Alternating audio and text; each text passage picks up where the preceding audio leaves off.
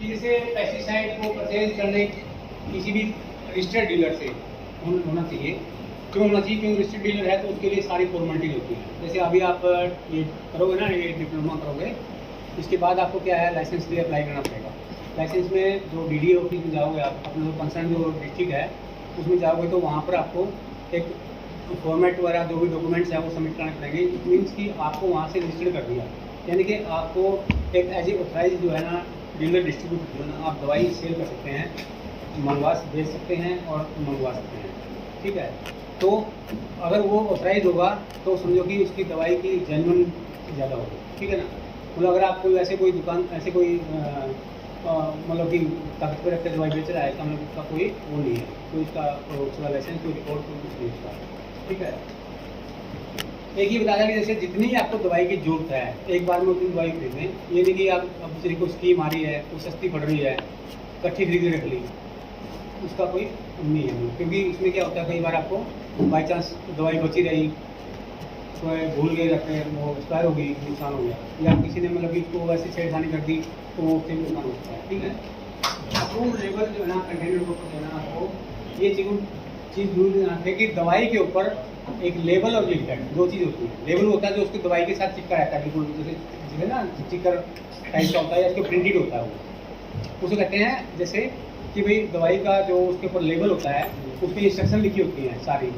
उसकी manufacturing date, expiry date, उसका MRP, उसके बाद फिर जो है ना उसके ऊपर ये red triangle, blue triangle, green में आएगा, किसमें आएगा, वो सारी उसमें ब्रांड नेम होता है और नीचे से कंपनी का टेक्निकल नेम होता है। उसमें फॉर्मुलेशन होती है, परसेंटेज कितनी है वो। फॉर्मुलेशन मतलब समझते हैं आप, भाई वो दवाई किस रूप में है, कोई EC फॉर्मुलेशन है, कोई WP है, कोई SC है, कोई SE है, कोई ग्रेन्यूल्स में है, तो उसका सारा लिखा होता है उसका। अच्छा, उसके ऊपर जो batch number, registration number, date of manufacturing, expiry date, वो जरूर देखें। मतलब कि जैसे आप भी खरीदते वक्त और आप बेचते वक्त। ठीक है, उसके बाद फिर जो ना ये देखें भाई वो वेल पैक, यानी कि मतलब ऐसा ना हो लूज ना हो दवाई, क्योंकि लूज दवाई होगी उसे मिक्सिंग भी हो सकती है और उसका जो है ना नुकसान भी हो सकता है, ले जाने। ठीक है, मगर इसमें ये चीज़ें हैं और उसके अलावा जो उसका नेगेटिव है वो नहीं करनी चाहिए। ठीक है, अब दवाई आप खरीद रहे दुकानदार से, उसके बाद फिर जो ना आपको उसकी स्टोरेज जो है ना वो अपने जो है मतलब कि घर में नहीं रखनी, जहाँ पर आप रहते हैं, सोते हैं, खाते हैं, वहाँ नहीं दवाई रखनी चाहिए। क्योंकि क्या जैसे मैंने बताया ना, कई बार दवाई अगर बाई चांस को लीकेज हो गया, कुछ हो गया, उसकी गैस बन गई, तो आपको जो है ना वो बच्चों के लिए उसके लिए जो है ना नुकसानदायक हो सकती है। और ओरिजिनल कंटेनर में रखें उसको। ओरिजिनल कंटेनर में क्या है, जिस दवाई की जो पैकिंग है ना, कई बार क्या होता है लूज पैक में डाल देते हैं, लूज में डाल देते हैं, तो हमें बाद में भूल जाते हैं इसमें दवाई को नहीं डाली थी। कई बार तो ऐसा होता है वीडिसाइड के मतलब कि वीडिसाइड जो है ना आप इंसेक्टिसाइड के रूप में यूज़ कर लेते हैं, तो उससे क्या होगा, वो फसल को नुकसान कर देगा। ठीक है, और उसके लिए अलग से कोई एरिया, जैसे ना आपको अलमारी वगैरह या ऐसा कोई जगह हो जहाँ पर आप दवाई वगैरह रखने की अलग से हो, जहाँ पर पशु आपके या बच्चे जो है ना वहाँ पर नहीं पहुँच पाएँ। और डायरेक्ट जो है ना सूरज, जैसे जहाँ धूप पड़ती हो या जैसे बारिश आ सकती हो, यानी खुले में जो है ना वो दवाई को ना रखें। क्योंकि कोई भी दवाई अगर आप खुले में रखते हैं तो उस पर जो है गर्मी से भी, टेम्परेचर ज़्यादा से भी, और बाई चांस अगर बारिश से उसका कंटेनर भी जो है ना वो खराब होकर के जो है वो जो है नुकसान पहुँचा सकते हैं। अब बात आती है वाइल्ड हैंडलिंग। जब हम दवाई को हैंडल करते हैं, यानी कि जब हम इसको कोई भी दवाई अगर हम हैंडल करते हैं तो उसको यानी कि ले जाते हैं, तो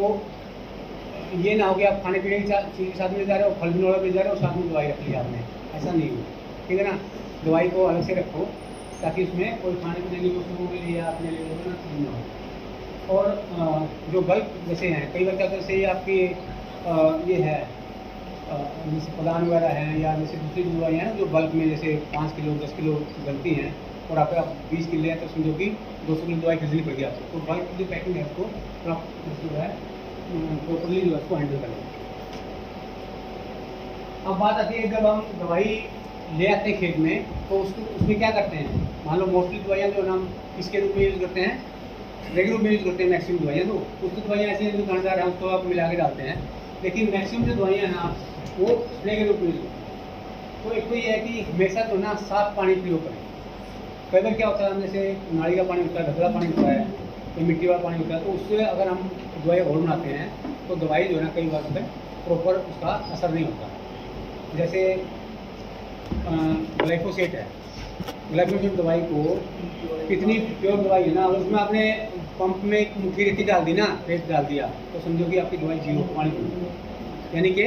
दवाई बेअसर हो जाएगी, वो उसके बाद जो है ना न्यूट्रल कर देता है उसको। कि ऐसी जो दवाइयाँ हैं वो मोस्टली। दूसरी बात है कि गंदा पानी हो तो उसमें नोजल भी रुक जाएगी, आपकी प्रॉपर कवरेज भी नहीं होगा, आपके हिसाब से दिक्कत आएगी, ठीक है। अच्छा, उसमें प्रोटेक्टिव क्लोथिंग आपकी होनी चाहिए। जो स्प्रे करने वाला बंदा है, जान तो उसकी प्यारी है ना, तो उसके लिए जो है ना प्रॉपर क्लोथिंग, ऐसा ना होगी नंगे शरीर से जो है ना स्प्रे कर रहा है या दवाई डाल रहा है, तो उससे जो है ना दवाई जो संपर्क में आएगी तो उसका नुकसान पहुँचाएगी। फिर मैंने आपको जैसे बताया कि दवाई जो असर करती है वो कैसे करती है,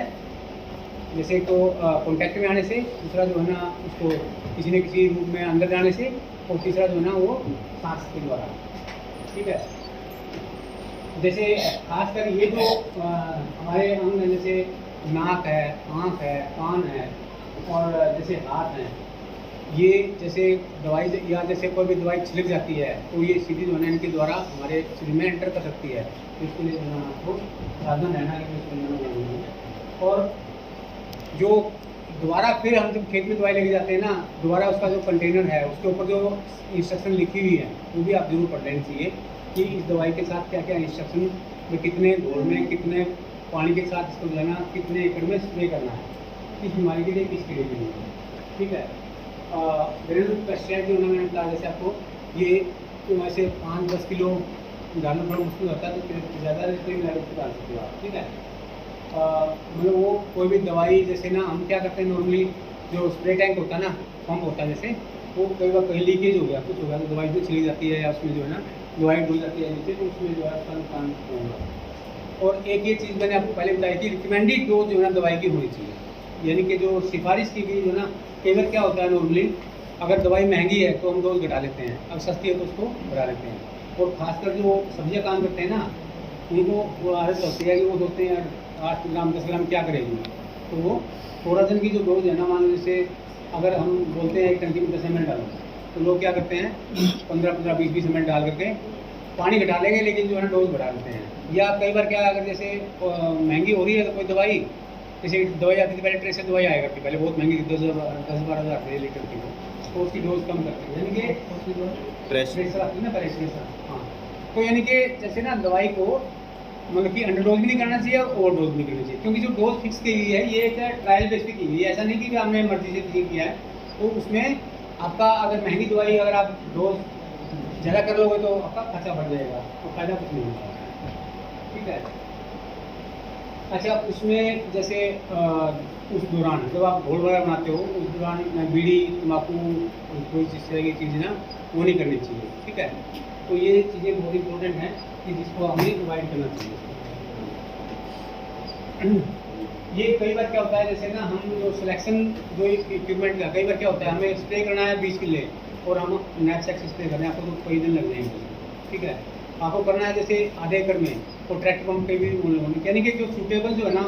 इक्विपमेंट है उसका आप रखो और सही नोजल का प्रयोग करो। नोजल बताओ कितने प्रकार की होती है, नोजल कितने प्रकार की यूज़ करते हैं हम जैसे इस पंप में? हाँ जी, नोजल होती है ना, तो दो प्रकार की, हाँ जी, ज्यादा तो 2 प्रकार की, कौन कौन सी? कटर नोजल, हाँ, नोजल, गोल्ड नोजल, हाँ, इसको बोलते हैं होलोकोन नोजल, जो गोल्ड वाली होती है ना,